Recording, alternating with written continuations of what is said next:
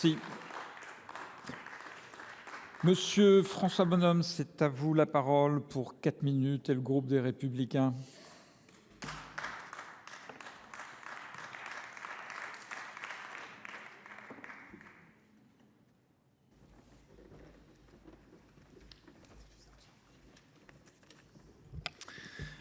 Monsieur le Président, mes chers collègues, je ne rappellerai pas ici les multiples révisions ou tentatives de révision de l'accord entre la France et l'Algérie qui n'ont pas toujours été suivies d'effet.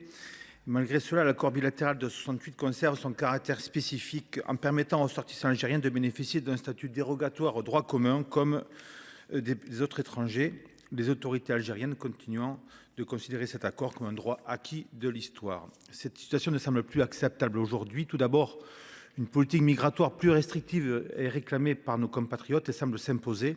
En 2024, la France a délivré 336 000 titres de séjour et près de 160 000 demandes d'asile, soit près de 500 000 entrées sur notre territoire.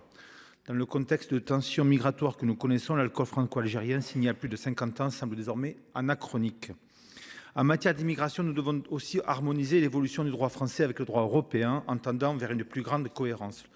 Le régime dérogatoire actuel fait obstacle à cette volonté de régulation et de fermeté. Je citerai par exemple l'accès à un certificat de résidence de 10 ans après seulement 3 ans de séjour, contre 5 ans pour d'autres nationalités, ou encore les conditions de regroupement familial assouplies, sans réelle vérification stricte des conditions d'intégration.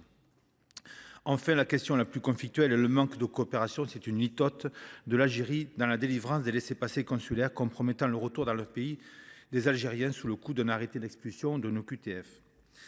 Ce point, chroniquement l'objet de tensions gouvernementales entre Paris et Alger, a récemment fait encore l'actualité. Ce fut le cas avec le raccompagnement avorté de l'influenceur Doualem en janvier dernier. Et plus grave encore, un ressortissant algérien qui a tué un homme et blessé 5 personnes dernièrement à Mulhouse. Cet homme présent illégalement en France depuis 2014, sortait de prison où il avait effectué une peine pour apologie du terrorisme. Nous avons appris quelque temps après que ce meurtrier avait été présenté 10 fois sans succès aux autorités algériennes. Ainsi, et aussi face à l'intransigeance de ces autorités algériennes en matière de laissez-passer consulaires, la France doit instaurer, me semble-t-il, un rapport de force. Cela peut passer par une remise en cause de l'accord de juillet 2007 qui vise à faciliter les déplacements officiels de courte durée pour les détenteurs de passeports diplomatiques, ou encore en restreignant, voire bloquant la quantité de visas délivrés comme l'a préconisé François-Noël Buffet. Le rapport de force peut enfin passer par la dénonciation ou la renégociation de l'accord de 1968. Cette dénonciation unilatérale semble justifiée juridiquement, en tout cas possible, en s'appuyant sur la Convention de Vienne sur les traités, Bruno Retailleau ayant jugé cet accord exorbitant, je cite, et obsolète. Ainsi, il s'agit de ramener les Algériens au droit commun, de limiter l'immigration et d'obliger Alger enfin à reprendre ses ressortissants sous EQTF. Le président de la République, le Premier ministre, lui, de son côté, s'est exprimé officiellement et a donné 4 à 6 semaines à l'Algérie pour examiner l'accord sous peine de le dénoncer. Le président de la République, de son côté, a fait preuve de moins de clarté puisqu'il a affirmé qu'il ne dénoncerait pas de manière unilatérale les accords de 68, arguant qu'un tel acte risquerait d'envenimer, je cite, inutilement les relations avec l'Algérie. Il a préféré concentrer son attention sur l'avenant de 94, suggérant que des ajustements étaient possibles.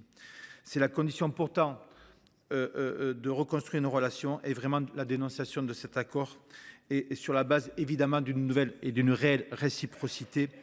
Ces positions différentes à notre président de la République et le Premier ministre interrogent quant à la position officielle de la France et en tout cas nous affaiblit, me semble-t-il, sur notre capacité à imposer un accord. Il est temps de sortir de 50 ans de rente mémorielle, il est temps de sortir de l'atermoiement et de propos déploratifs vis-à-vis de nos relations avec l'Algérie et surtout son gouvernement qui a pris tout un peuple en otage. Je vous remercie.